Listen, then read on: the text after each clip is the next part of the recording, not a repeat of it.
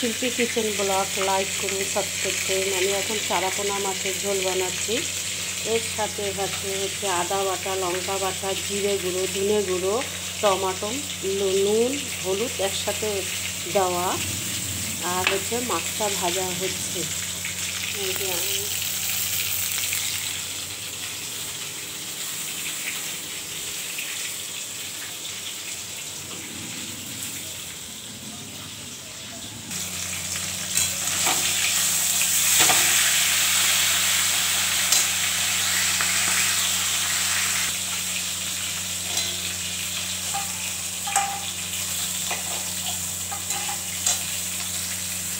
ফোড়নটা দিয়ে দিচ্ছি। এবার হচ্ছে মশলাটা দিয়ে দিচ্ছি।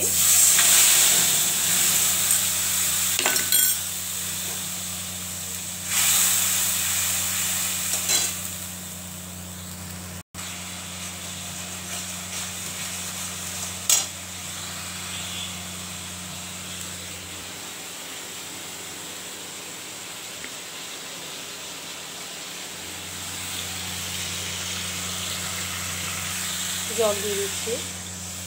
চারাপোনা মাছ একটু পাতলা করে ঝোল বানাবো। মাছের ঝোলটা মাছটা দিয়ে দিচ্ছি।